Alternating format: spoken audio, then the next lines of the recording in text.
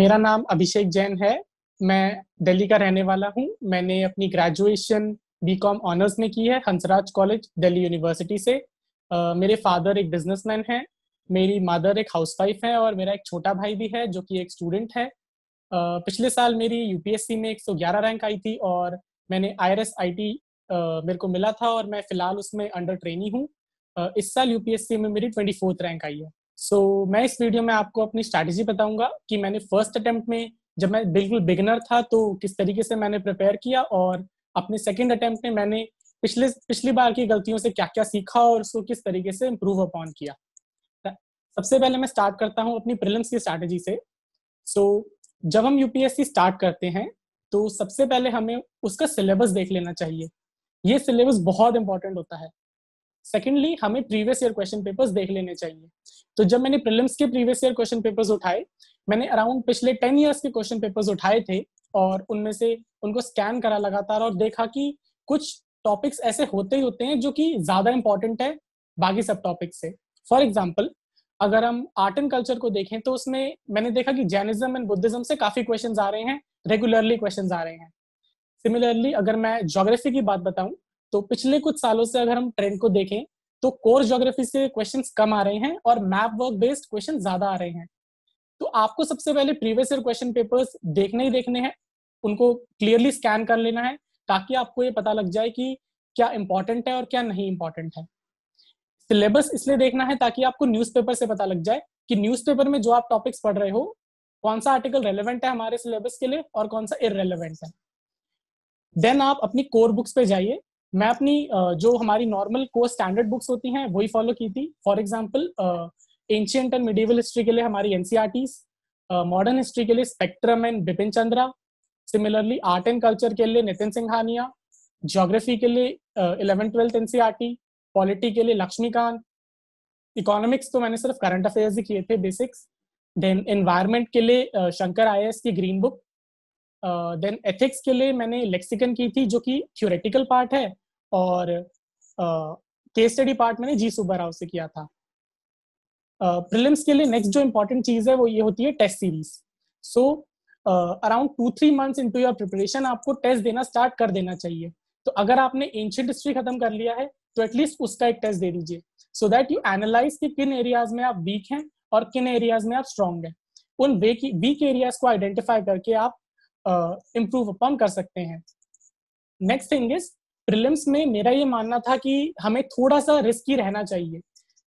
मैं around 85 to 95 questions attempt करके ही आता था, वट बी द पेपर, क्योंकि उससे कम क्वेश्चंस अटेम्प्ट करने में I was not very comfortable और मुझे अपने चांसेस क्लियर होने के कम लगते थे।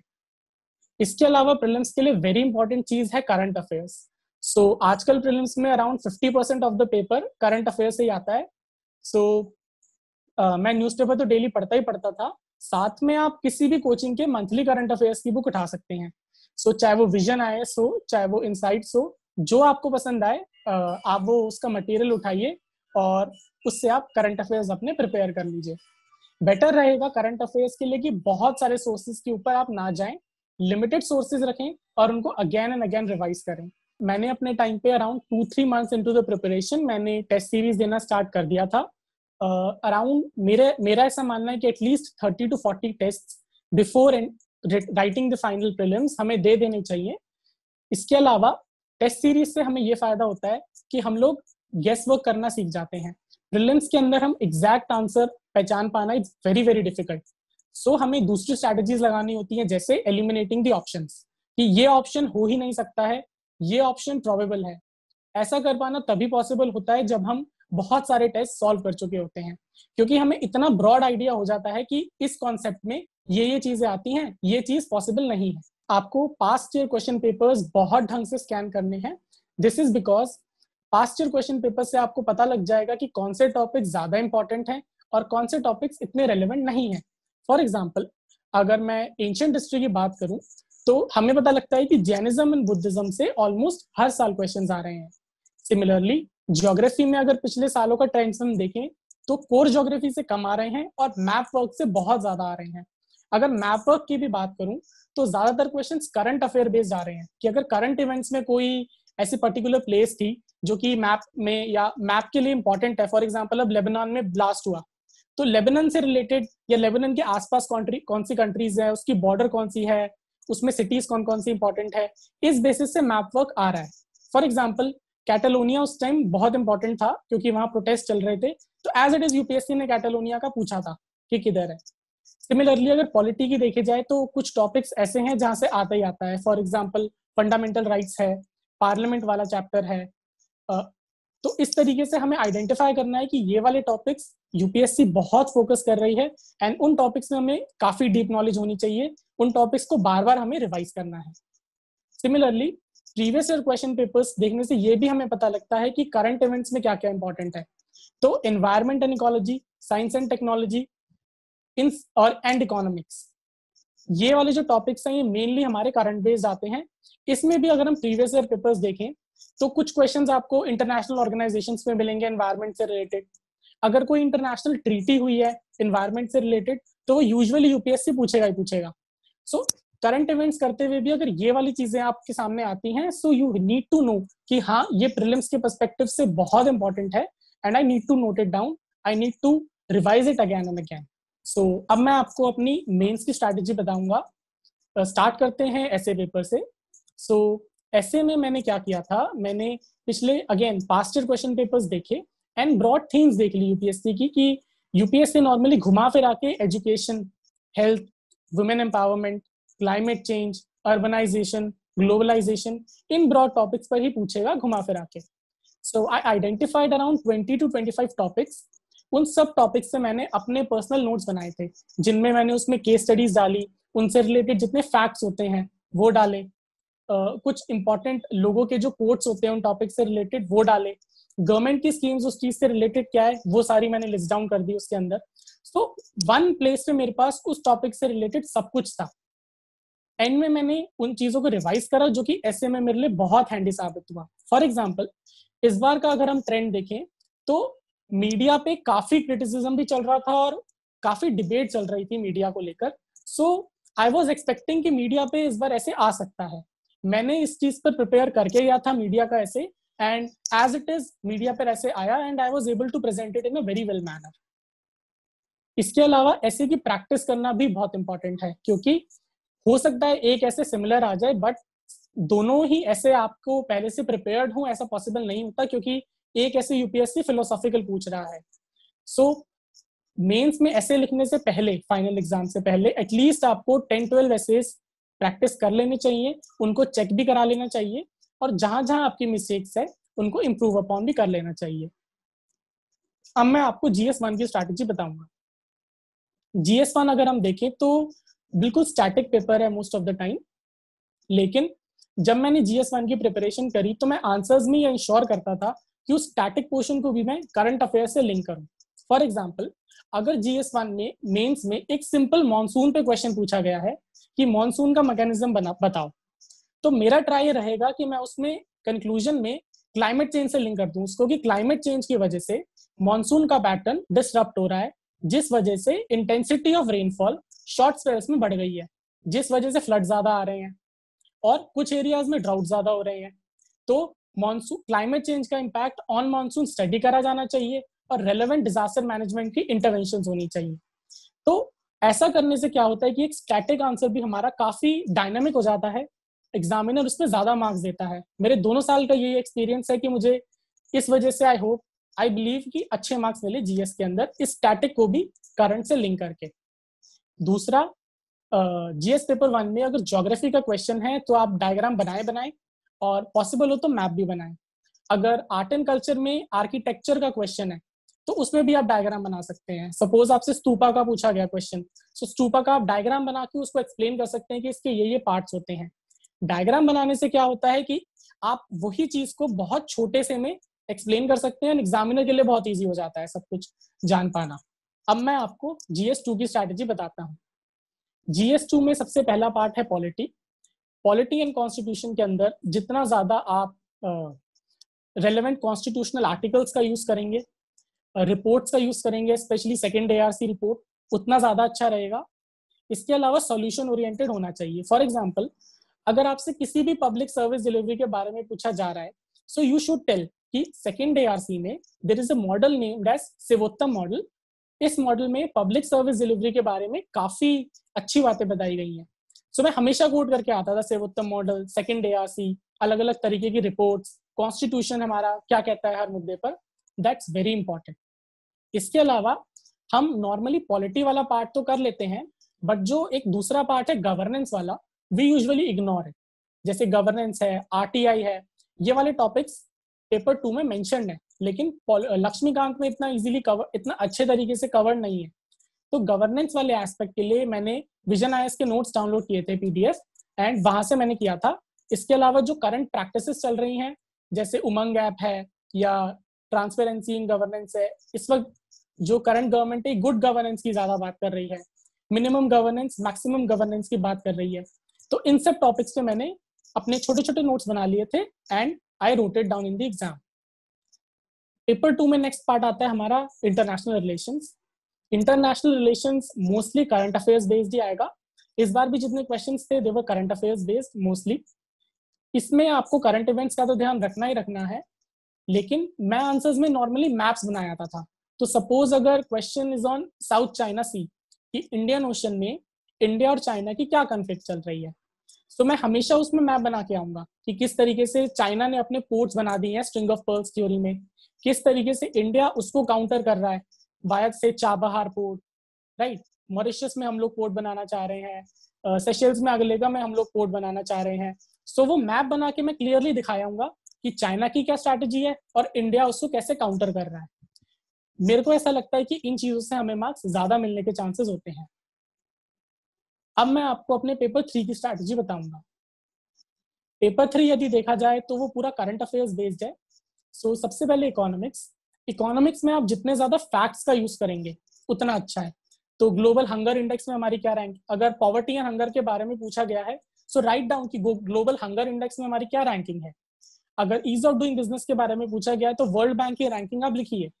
अर्बनाइजेशन पे, हर चीज पे फैक्ट्स हैं, रैंकिंग्स हैं, उनको आप बार बार लिखिए अपने आंसर्स में। दे will provide basis of your analysis कि अगर मैं ये एनालिसिस कर रहा हूँ तो क्यों कर रहा हूँ। इसके अलावा पेपर 3 में सॉल्यूशन ओरिएंटेड होना। आपको कंस्ट्रक्टिव क्रिटिसिज्म तो करनी ही करनी है, बट उनके सॉल्यूशंस भी प्रोवाइड करने हैं। सो अगर एनवायरनमेंट की बात करूं मैं, एनवायरनमेंट में अगर आपको कोई प्रॉब्लम दी गई है कि सपोज कोई भी प्रॉब्लम है, वेटलैंड्स का डिग्रेडेशन एक प्रॉब्लम है, तो एंड में आपको उनके सॉल्यूशंस प्रोवाइड करना बहुत जरूरी है कि उन वेटलैंड्स को किस तरीके से हमें इंप्रूव करना है और गवर्नमेंट इसके लिए क्या कर रही है। इसके अलावा अगर हम सिक्योरिटी की बात करें पेपर 3 में, तो अगेन सिक्योरिटी में भी आप मैप बनाइए। बॉर्डर इश्यूज हैं, आप border issues India Pakistan, India and it's neighbourhood का मैप बना के इजीली दिखा सकते हैं कि सपोज इंडिया पाकिस्तान का बॉर्डर है, तो it's not just about terrorism, it's also about spying on each other, it's also about killing of soldiers, ceasefire violations etcetera. So ये चीजें आप सिंपली मैप बना के एरोस के थ्रू दिखा सकते हैं, तो इससे आपको मार्क्स ज्यादा मिलेंगे, कम वर्ड्स में ज्यादा एक्सप्लेन कर पाएंगे। अब मैं आपको अपनी पेपर 4 की स्ट्रैटेजी बताता हूँ। पेपर 4 में मैंने क्या किया था, सिलेबस में हमारे बहुत सारे टर्म्स रिटर्न है पेपर 4 में। मैंने हर एक टर्म की अपनी डेफिनेशन बना ली थी, मतलब गूगल सर्च करके थोड़ा अपने वर्ड्स उसमें डाल के, एंड उनके एग्जाम्पल्स लिख लिए थे। सो एग्जाम्पल्स मैंने अपने पर्सनल लिखे थे। फॉर एग्जाम्पल, अगर मैं ट्रांसपेरेंसी का एग्जाम्पल ले रहा हूँ, तो मैं उसमें ये लिख देता था कि मेरे पेरेंट्स को मेरे फोन का पासवर्ड पता है, दैट इज ट्रांसपेरेंसी। ऐसे सिंपल सिंपल एग्जांपल्स जो कि आप अपनी लाइफ में यूज कर रहे हैं, उनको अगर आप लिखेंगे तो दैट लुक्स रियल, क्योंकि जो बेसिक एग्जांपल्स है वो हर बच्चा कोट करेगा, सबके एग्जांपल्स वही पढ़ेगा, टीचर तो एवरेज मार्क्स देगा, हमें एवरेज से अबव मार्क्स चाहिए, जिसके लिए we have to be something different, we have to do something different. इसके अलावा मैंने लेक्सिकन पढ़ी थी बेसिक थ्योरी के लिए, और केस स्टडीज के लिए मैंने सुब्बाराव सर की बुक है वो पढ़ी थी। उसमें उसमें भी मैंने स्पेसिफिकली जो प्रीवियस ईयर केस स्टडीज हमारी आई हुई है पिछले 4-5 साल में, उनको 2-3 बार रीड करा था, क्योंकि अब भी अगर हम देखा जाए तो यूपीएससी बहुत बार उन्हीं केस स्टडीज के आसपास ही रिवॉल्व कर रही है। So that will give you good idea. इसके अलावा अगर हम केस स्टडीज की बात करें, तो केस स्टडीज में कॉन्स्टिट्यूशनल पोजीशन आपको जरूर लेनी चाहिए कि कॉन्स्टिट्यूशन इस पर्टिकुलर इशू के बारे में क्या कहता है। अगर आप अपना सॉल्यूशन प्रोवाइड कर रहे हो, so your solution should be should be very holistic कि शॉर्ट टर्म में मैं इसको कैसे एड्रेस करूंगा, मीडियम टर्म में एंड लॉन्ग टर्म में मैं इस प्रॉब्लम के लिए क्या करूंगा। इसके अलावा it should encompass all the sections of the society. तो अगर कोई एक प्रॉब्लम है तो उसका इम्पैक्ट वुमेन पे क्या होगा, चिल्ड्रन पे क्या होगा, ओल्ड पे क्या होगा, इन सब डेमोग्राफिक्स को मैं कैसे उस प्रॉब्लम को एड्रेस करूंगा एज एन एडमिनिस्ट्रेटर। आपको वो अपनी क्वालिटीज दिखानी है एंड आपकी केस स्टडी में वो दिख जाता है कि आप कितना ब्रॉडली सोच रहे हो, कितना वाइडली सोच रहे हो। अब मैं आपको आंसर राइटिंग के बारे में थोड़ा थोड़ा ब्रीफ में बता देता हूँ। अराउंड 2 और 3 मंथ्स इनटू माय प्रिपरेशन, जैसे मैंने प्रीलिम्स की टेस्ट सीरीज स्टार्ट करी, साइड बाय साइड मैंने आंसर राइटिंग भी स्टार्ट कर दी थी। तो आंसर राइटिंग के लिए मैंने क्या किया, इनसाइट्स आईएएस की वेबसाइट है, तो उनका एक सिक्योर इनिशिएटिव है जिसमें वो डेली 5 क्वेश्चंस डालते हैं एंड बाद में उनके ब्रीफ वो डाल देते हैं कि कैसे इनका आंसर होना चाहिए। So I started following that and मैं डेली 5 ये वाले आंसर्स लिख लेता था एंड जो वहां पर प्लेटफॉर्म पे बच्चे आंसर्स लिखते थे उनसे अपने आंसर्स कंपेयर कर लेता था ताकि मुझे पता लग जाए कि मैं कहाँ स्टैंड करता हूँ। आंसर राइटिंग की नेक्स्ट अगर हम बात करें, सो आपको जितना ज्यादा ब्रॉड थिंकिंग होगी उतना अच्छा रहेगा। सो जो आई पेस्टल अप्रोच है कि international, political, economic, social, technological, legal, environmental, ये सारे के सारे एस्पेक्ट्स अगर आपके आंसर में होंगे तो it will really come out. इसके अलावा मैं आंसर राइटिंग में स्ट्रक्चर का जरूर फॉलो करता था कि introduction, then content, then your conclusion. Conclusion में भी कुछ सॉल्यूशन ओरिएंटेड होना चाहिए, पॉजिटिव होना चाहिए। इसके अलावा आंसर राइटिंग के लिए मैंने जितना ज्यादा कंटेंट पे ध्यान देना है उतना ही ध्यान प्रेजेंटेशन पे भी देना है। तो जैसा कि मैंने आपको पहले बताया, आंसर्स में डायग्राम्स होना अच्छा रहता है। इसके अलावा अगर आपसे 2 चीजों में डिफरेंस पूछा गया है तो टैबुलर फॉर्म में वो बताइए। जितने ज्यादा फ्लो चार्ट्स के थ्रू समझाएंगे उतना ज्यादा अच्छा रहेगा, उतने ज्यादा मार्क्स भी मिलने के चांसेस रहते हैं। इसके अलावा टेस्ट सीरीज मैंने जरूर प्रैक्टिस की थी। सो मैंने विजन आईएएस की टेस्ट सीरीज की थी, मेंस की, एंड मेरे को ऐसा लगता है कि टेस्ट सीरीज से मुझे काफी बेनिफिट मिला क्योंकि एक्चुअल पेपर में हमें टाइम बहुत कम मिलता है। अगर मैं खुद आंसर राइटिंग कर रहा हूँ, अगर मैं 30 मिनट्स में एक क्वेश्चन लिख रहा हूँ, so that is of no use, क्योंकि एक्चुअल पेपर में मेरे को 7 to 8 मिनट्स ही मिलने वाले हैं। तो अगर आप टेस्ट सीरीज नहीं भी कर रहे हैं और घर पे अपने आप आंसर राइटिंग प्रैक्टिस कर रहे हैं तो आपको टाइम बाउंड तरीके से ही करना चाहिए। आपकी प्रैक्टिस ऐसी होनी चाहिए कि पेपर हर हालत में कंप्लीट हो। तो मैं इस बार भी और पिछले साल भी पेपर, सारे के सारे पेपर्स ऑलमोस्ट कंप्लीट करके आया था, बिकॉज मेरे को ऐसा मानना है कि एक भी मार्क मिस कर देना was not affordable to me. इसके अलावा अब मैं कुछ बेसिक एफएक्यूज आंसर करूंगा जो कि जनरली बच्चों के या हमारे कैंडिडेट्स के होते हैं। सो पहला क्वेश्चन है न्यूज़पेपर रिगार्डिंग। मैं एक ही न्यूज़पेपर पढ़ता था, द हिंदू। ऐसा बोला जाता है कि 2 भी पढ़ने चाहिए, बट मुझे इतना टाइम नहीं मिल पाता था। आई फेल्ट दैट एक न्यूज़पेपर रेगुलरली पढ़ लेना was enough for me. Secondly, schedule and number of hours से रिलेटेड क्वेश्चंस रहते हैं। सो मैं अराउंड 8 to 10 आवर्स डेली पढ़ता था। मैं ओवर भी नहीं पढ़ता था तो बहुत कम भी नहीं पढ़ता था। इसके अलावा regularity is very important, discipline is very important. इसमें मैं रोज 1 घंटा खुद के लिए भी देता था। सो आपको यूपीएससी में बहुत लंबे समय तक पढ़ना है और लगातार पढ़ना है। सो उसके लिए you need to be relaxed. आपको अपनी पर्सनल लाइफ और अपनी प्रिपरेटरी लाइफ में बैलेंस बना के रखना है। मैं 1 घंटा जरूर निकालता था जिसमें मैं पढ़ाई के बारे में नहीं सोचूंगा डेली, और उस 1 घंटे में जो मेरा मन करेगा मैं वो करूंगा। चाहे वो बैडमिंटन खेलने जाऊं, चाहे मैं नेटफ्लिक्स देखूं, चाहे मैं म्यूजिक सुनूं। इससे मुझे काफी रिलैक्सेशन रहता था, मैं मोटिवेटेड रहता था और आराम से पढ़ भी पाया लंबे टाइम तक। So I believe that is very very important for me. Next जो क्वेरी रहती है वो रहती है ऑनलाइन रिसोर्सेज से रिलेटेड, क्योंकि अगर कुछ बच्चे जो है कोचिंग अफोर्ड नहीं कर पाते या टेस्ट सीरीज अफोर्ड नहीं कर पाते, so what they should do. अब मेरा ऐसा मानना है कि इंटरनेट की वजह से इंफॉर्मेशन अगेन बहुत डेमोक्रेटाइज हो चुकी है and we have free access to lots and lots of resources. तो करंट अफेयर्स के लिए आप इनसाइट्स की वेबसाइट पे जा सकते हो, फ्री में आपको डेली करंट अफेयर्स मिलते हैं। क्वेश्चन आंसर प्रैक्टिस के लिए भी आप वहां से इजीली कर सकते हो। इसके अलावा अगर किसी भी चीज में आपको नोट्स चाहिए, सो बहुत सारे टॉपर्स ऐसे हैं जिन्होंने अपने नोट्स डाल रखे हैं online. For example Nitin Sangwan sir IAS हैं, उनके नोट्स ऑनलाइन हमें मिल जाते हैं। सो पोस्ट इंडिपेंडेंस के लिए मैंने सीधा उनके नोट्स ही लिए थे ऑनलाइन डाउनलोड करके, and I did them, they were very very good. तो टॉपर्स के नोट्स आपको मिल जाते हैं। अगर आपको कंपेयर करना है कि आपकी आंसर राइटिंग कैसी है, तो टॉपर्स की आंसर शीट्स भी मिल जाती हैं। फॉर एग्जाम्पल अनुदीप दुरी शेट्टी सर हैं, रैंक 1 थी उनकी 2017 में आई गेस। उनकी आंसर कॉपीज मैंने डाउनलोड की थी एंड मैंने एनालाइज किया कि वो क्या करते हैं ऐसा। तो आप वो भी कर सकते हैं, वो भी फ्रीली अवेलेबल है आपको ऑनलाइन। बहुत सारी ऑनलाइन क्लासेस ऐसी हैं जो कि फ्री में भी टेस्ट सीरीज प्रोवाइड कर रही है, so you can always go for that.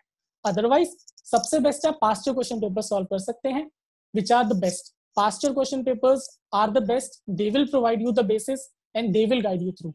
Next question है कोचिंग से रिलेटेड। सो मैंने अपने फर्स्ट अटेम्प्ट में कोचिंग की थी, बट मेरा ऐसा मानना है कि it is not a necessity.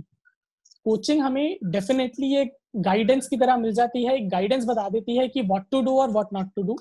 लेकिन ये चीजें आप ऑनलाइन यूट्यूब पे जाकर भी टॉपर्स की वीडियोस देख के पता लगा सकते हैं कि टॉपर्स विल टेल यू कि क्या करना चाहिए, क्या नहीं करना चाहिए। अगेन, हर किसी की स्ट्रैटेजी ब्लाइंडली फॉलो मत कीजिए, यू आर यूनिक, एंड जो आपको स्ट्रैटेजी सूट करे, जो एस्पेक्ट्स उस स्ट्रैटेजी के आपको सूट करें, वही यूज कीजिए एंड अपनी यूनिक स्ट्रैटेजी आप बनाइए। नेक्स्ट क्वेश्चन रहता है टाइम मैनेजमेंट एंड शेड्यूल को लेकर। सो बेसिकली इस चीज को लेकर कि प्रीलिम्स एंड मेंस कब तक हमें खत्म कर देना चाहिए इनका सिलेबस। सो जब तैयारी मैंने स्टार्ट करी, so I started it in an integrated manner. Prelims and mains की तैयारी आप सेक्लूसिवली नहीं कर सकते हैं, you have to be integrated. क्यों? क्योंकि सोर्सेज दोनों के सेम हैं और पढ़ाई भी हमें ऑलमोस्ट सेम ही चीज की करनी है, बस प्रेजेंटेशन या application of knowledge is in a different manner. हालांकि अराउंड 2-3 months बिफोर प्रीलिम्स मैंने अपना ऑप्शनल पढ़ना छोड़ दिया था and I completely focused upon prelims, specially test series and revising again and again. After prelims मैंने ऑप्शनल पे काफी टाइम दिया एंड मेंस की टेस्ट सीरीज की आंसर राइटिंग प्रैक्टिस ज्यादा करी after prelims. And after mains आप अगेन करंट अफेयर्स करते रहिए एंड इंटरव्यू की तैयारी स्टार्ट कर दीजिए। अब मैं आपको अपने ऑप्शनल के बारे में बताने वाला हूँ। सो मैंने ग्रेजुएशन बीकॉम ऑनर्स में की थी, सो नेचुरली मैंने अपना ऑप्शनल कॉमर्स एंड अकाउंटेंसी ही लिया। मैंने ऐसा इसलिए किया क्योंकि जब मैंने कॉमर्स एंड अकाउंटेंसी के पास्ट ईयर पेपर्स देखे तो मुझे ऐसा लगा कि अराउंड 60-70% ऑफ द सिलेबस मैंने ऑलरेडी कवर कर लिया है ग्रेजुएशन में, एंड मुझे सीधा सीधा एडवांटेज मिलता है इस चीज का। बाकी ऑप्शनल के लिए मैंने रैंकर्स क्लासेस से कोचिंग ली थी और नोट्स वहाँ के फॉलो किए थे। ऑप्शनल की अगर बात की जाए तो अगेन मेरा ऑप्शनल काफी हद तक स्टैटिक ही है, उसमें क्वेश्चंस भी स्टैटिक ही आते हैं। मेरे फर्स्ट अटेम्प्ट में ऑप्शनल में थोड़े से कम मार्क्स थे। मैंने आइडेंटिफाई किया कि मैंने अपने ऑप्शनल को स्टैटिक ही मान के किया था, मैंने अपने आंसर्स में कुछ भी करंट अफेयर्स का नहीं डाला था। तो दिस ईयर मैंने इसी पर्टिकुलर एरिया में इंप्रूव किया और अपने स्टैटिक आंसर्स में भी मैंने डायनामिक करंट अफेयर्स से लिंक करा। तो सपोज अगर इस साल का क्वेश्चन में मनी मार्केट्स की प्रॉब्लम्स पूछी गई थी या मनी मार्केट के बारे में पूछा गया था, सो मैंने उसमें करंट इवेंट्स का भी डाला था कि after demonetization there we faced certain liquidity crisis in our country. उस टाइम मनी मार्केट ने बहुत इंपॉर्टेंट रोल प्ले किया था लिक्विडिटी दोबारा जनरेट करने में। तो इस तरीके से मैंने जितने भी हमारे स्टैटिक टॉपिक्स थे मेरे, उनको करंट अफेयर से लिंक करा। क्रेडिट रेटिंग एजेंसीज पे आ रहा है सपोज, उसमें भी मैंने करंट इवेंट्स डाले कि किस तरीके से जेट एयरवेज के क्राइसिस में क्रेडिट रेटिंग एजेंसीज फेल हो गई थी, किस तरीके से क्रेडिट रेटिंग एजेंसीज के फेल होने पर सेबी ने उन पर स्ट्रिक्ट मेजर्स लिए, स्ट्रिक्ट स्टेप्स लिए उनमें ट्रांसपेरेंसी लाने के लिए। तो आई बिलीव उससे मेरा स्कोर इंप्रूव हुआ होगा ऑप्शनल का। So this is the thing that I did for my optional. Next question यही रहता है कैंडिडेट्स का कि अगर आप किसी बड़े कॉलेज से नहीं हैं तो क्या आप यूपीएससी क्लियर कर सकते हैं। तो मेरा ऐसा मानना है कि मैं आईआईटी आईएम से नहीं हूँ, I am normal graduate from Delhi University. So अगर मैंने ये क्लियर करा है तो आप भी ये कर सकते हैं। UPSC is all about your hard work, आपकी मेहनत ही आपके काम आएगी। हम लोग प्लेन स्लेट से स्टार्ट करते हैं यूपीएससी, एंड जो ज्यादा अच्छा करता है, जो ज्यादा मेहनत करता है, वो आगे जाता है। हमने पास्ट में क्या किया है, किस कॉलेज से पढ़ा है, I don't think that will matter a lot in UPSC. अब मैं आपको अपने थर्ड स्टेज यानी इंटरव्यू की प्रिपरेशन के बारे में बताता हूँ। सो इंटरव्यू में सबसे पहले इंपॉर्टेंट होता है आपका अपना डैफ। तो मैंने अपने डैफ में जो भी लिखा था उसमें से मैंने अराउंड 500 to 600 क्वेश्चंस बना लिए थे कि these are the potential questions जो कि मुझसे पूछे जा सकते हैं, एंड अपने दिमाग में उनके आंसर्स भी मैंने प्रिपेयर कर लिए थे। इसके अलावा करंट इवेंट्स बहुत इंपॉर्टेंट होते हैं क्योंकि करंट इवेंट्स में वो ओपिनियन काफी पूछते हैं। फॉर एग्जाम्पल अब कोविड क्राइसिस चल रहा है तो कोविड क्राइसिस का हेल्थ पे या वुमेन पे क्या इम्पैक्ट पड़ा है, इस तरीके की ओपिनियन बेस्ड। या रीजनल डिस्पैरिटीज पे मुझसे पूछा गया था कि क्यों है इंडिया में हम अपने फंड्स क्यों यूटिलाइज नहीं कर पा रहे हैं बैकवर्ड एरियाज में। तो ओपिनियन बेस्ड क्वेश्चंस में अपनी opinion banana which is balanced.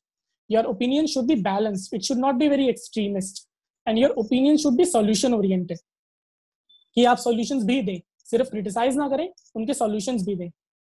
इसके अलावा मेरे सेकंड इंटरव्यू में, सेकंड अटेम्प्ट में, चूंकि मैं IRS-IT में था, तो मुझसे अपनी सर्विस के बारे में भी काफी क्वेश्चंस पूछे गए। फॉर एग्जांपल विवाद से विश्वास स्कीम है या कॉर्पोरेट टैक्स रिडक्शन था। तो I was prepared for all these. Interview के लिए सिर्फ नॉलेज ही इंपॉर्टेंट नहीं, बल्कि योर पर्सनैलिटी एंड आपकी क्वालिटी एंड ट्रेट्स भी बहुत इंपॉर्टेंट होते हैं। So you need to be very honest. मैं हमेशा ये कहता हूँ कि अगर आप ये सोचते हैं कि आप वहां जाके झूठ बोल के बच जाएंगे या आप फेक कर लेंगे, सो मेरा ऐसा मानना है कि ऐसा पॉसिबल नहीं है। The panel sitting there is very experienced. जितनी हमारी एज नहीं है उससे ज्यादा वो लोग काम कर चुके हैं गवर्नमेंट में, तो वो इजीली पहचान जाते हैं कि आप कब झूठ बोल रहे हो और कहाँ आप सच्चाई बोल रहे हो। इसके अलावा you should be confident. Confidence कैसे आएगा? मैंने मॉक इंटरव्यूज बिल्कुल प्रैक्टिस किए थे, एंड मॉक इंटरव्यूज से ये फायदा होता है कि आपको उस एनवायरनमेंट में वो स्ट्रेस झेलने का पता लग जाता है कि कैसा एनवायरनमेंट होगा, और वो स्ट्रेस झेलने की एबिलिटी आ जाती है। But at the same time बहुत ज्यादा मॉक्स भी प्रैक्टिस मत कीजिए। अराउंड मैंने 4 to 5 मॉक्स प्रैक्टिस किए थे before my interview. And mock panel का जो एडवाइस होता है, take it with a pinch of salt, that is also not always true. आपको जो एडवाइस खुद सही लग रहा है उनका, वो लीजिए। अगर वो ओवरली क्रिटिसाइज कर रहे हैं आपको, देन इग्नोर इट। इसके अलावा मॉक पैनल वाले आपको आपकी वीडियो देते हैं। The best thing is to look at your own video and analyze कि आपको अपने अंदर कहाँ कमियां दिख रही हैं, and try to improve that. इसके अलावा बहुत माइनर चीजें होती हैं। ऐसा बोला जाता है कि हैंड मूवमेंट नहीं होनी चाहिए इंटरव्यू में, आई मूवमेंट ऐसी होनी चाहिए। I don't think these matter. आपको इंटरव्यू बोर्ड में जाना है अपनी नेचुरल पर्सनैलिटी लेके। आप जैसे हो, अच्छे हो। अगर आप जेन्युइन हो, आपके अंदर एक सिविल सर्वेंट बनने के ट्रेट्स हैं, जैसे इंटेग्रिटी है, कॉन्फिडेंस है, you have that compassion for weaker sections, interview board को पता लग जाएगा and they will give you good marks. ये छोटी छोटी चीजें जो कि मॉक इंटरव्यूज में हमें बताई जाती हैं, आई डोंट थिंक कि ये इतना मैटर करती हैं पैनल में। बाकी इंटरव्यू पैनल में घुसने से जस्ट पहले आपको जब बाहर बिठाया जाता है उनके रूम के बाहर, so that time I believe is very very crucial. उस टाइम आपको खुद को मोटिवेटेड रखना है, सेल्फ टॉक करनी है, और खुद को भरोसा दिलाना है कि yes you can do it, ताकि आप जब पैनल के अंदर जाएं, so you are very confident personality. इसके अलावा इंटरव्यू से 1 day बिफोर मैं यूजुअली नहीं पढ़ता था। इंटरव्यू के 1 दिन पहले मैं बिल्कुल नहीं पढ़ता था, because that relaxation of mind is very very important. मैं बिल्कुल रिलैक्स रहता था। I use to take a good night sleep. हालांकि सोने में डिफिकल्टी होती है स्ट्रेस की वजह से, बट अगर आप काफी पहले ही सो जाएंगे तो it will really benefit you out. क्योंकि अगर आप कई बच्चे होते हैं, कई कैंडिडेट्स ऐसे होते हैं जो कि इंटरव्यू से पहले वाली रात भी पूरी रात पढ़ते रहते हैं करंट अफेयर्स एंड ऑल, जो कि मेरे हिसाब से it's a very very negative strategy. क्योंकि इंटरव्यू आपकी सिर्फ नॉलेज टेस्ट नहीं कर रहा है, आपकी पर्सनालिटी भी टेस्ट कर रहा है। रात भर अगर आप पढ़े हुए होंगे तो आप इंटरव्यू के टाइम पे बिल्कुल स्ट्रेस में होंगे, एंड आप अपनी रियल पर्सनालिटी और वो पर्सनालिटी के ट्रेट्स आप नहीं दिखा पाएंगे। That will be very dangerous to your marks. So in my opinion, आपको इंटरव्यू से 1 दिन पहले रिलैक्स रहना चाहिए, और इंटरव्यू को एक होलिस्टिक प्रोसेस की तरह लेना चाहिए, जिसमें knowledge is just one component, आपकी पर्सनालिटी के ट्रेट्स ज्यादा इंपॉर्टेंट कंपोनेंट है। अगर मैं आपको अपने दोनों ही इंटरव्यूज का एक्सपीरियंस शेयर करूं, तो मेरे फर्स्ट इंटरव्यू में ओवरऑल इंटरव्यू नॉर्मल था, but there was one panelist who tried to put me in a lot of stress. So जो भी मैं आंसर दे रहा था, मेरे को फर्स्ट लाइन में उन्होंने काट के नेक्स्ट क्वेश्चन पूछ लेना था। सो वो मुझे बोलना ही नहीं दे रहे थे, राइट। सो ऐसे केस में व्हाट इज इंपॉर्टेंट इज, वो आपको जानबूझ के ऐसा कर रहे हैं, मेरा ऐसा मानना है, ताकि आपकी फ्रस्ट्रेशन लेवल चेक कर सकें कि आप इजीली फ्रस्ट्रेट तो नहीं हो जाते। Do you have listening ability? अगर उस टाइम में फ्रस्ट्रेट होके या मेरे एक्सप्रेशंस में दिख जाता कि यार ये तो बड़ी जल्दी एकदम से फ्रस्ट्रेट हो गया, तो I could have scored very low marks. So I believe that अगर वो आपको स्ट्रेस में डाल रहे हैं, तो it is an opportunity to show them that yes I can handle stress. और अगर आपने वो शो कर दिया, you will get good marks. मेरे सेकंड वाला इंटरव्यू जो था, that was a very comfortable interview, मतलब they did not put me in any stress, however the questions were very very broad. So उन्होंने ब्रॉडली, जो मुझे लगा कि ब्रॉडली हर एस्पेक्ट पे मुझसे क्वेश्चंस करे एंड हर एस्पेक्ट पे मेरी पर्सनालिटी को टेस्ट करा। Opinion based questions were a lot, and उसमें वो लोग अपने कमेंट भी दे रहे थे कि ऐसा नहीं, ऐसा हो सकता है क्या। सो दे वर चेकिंग कि मैं कितना ओपन हूँ। You should be open to their suggestions also कि यस सर, मेरा ऐसा मानना है, लेकिन इसका एक देखने का एस्पेक्ट ये भी हो सकता है, which shows your open personality. अब वीडियो के कंक्लूजन में मैं आपको बेसिक डूज एंड डोंट्स बताऊंगा जो कि मैंने अपने प्रिपरेशन के टाइम पे फॉलो किए थे। सो फर्स्टली, अगर कॉलेज में ही हैं, सो आप थर्ड ईयर से ही प्रिपरेशन करना स्टार्ट कर सकते हैं। मैंने थोड़ी बहुत प्रिपरेशन करना स्टार्ट कर दी थी। आप अपनी फाउंडेशन के लिए उस टाइम एनसीईआरटीज पढ़ सकते हैं और न्यूज़पेपर तो रेगुलरली कर ही सकते हैं। इसके अलावा जब आप फुल फ्लेश प्रिपरेशन में आते हैं, तो जो सबसे इंपॉर्टेंट चीजें हैं, जैसा मैंने आपको पहले भी बताया, सिलेबस को गो थ्रू करना, पास्ट ईयर क्वेश्चन पेपर्स को बार बार गो थ्रू करना। इसके अलावा अपने सोर्सेज को लिमिटेड रखना, जो लिमिटेड सोर्सेज हैं उनको रिवाइज करना अगेन एंड अगेन। जितने ज्यादा टेस्ट प्रैक्टिस हो सके उतनी ज्यादा टेस्ट प्रैक्टिस करना, उनमें अपनी मिस्टेक्स को आइडेंटिफाई करना कि मैंने कहाँ गलतियां करी हैं, एंड अकॉर्डिंगली अपनी स्ट्रैटेजी को रिवाइज करके अलाइन कर लेना। अगर आप ये सब करते हैं तो आई बिलीव आपका बहुत अच्छा रिजल्ट आएगा, and I truly wish you all the best, all the success in life. Thank you.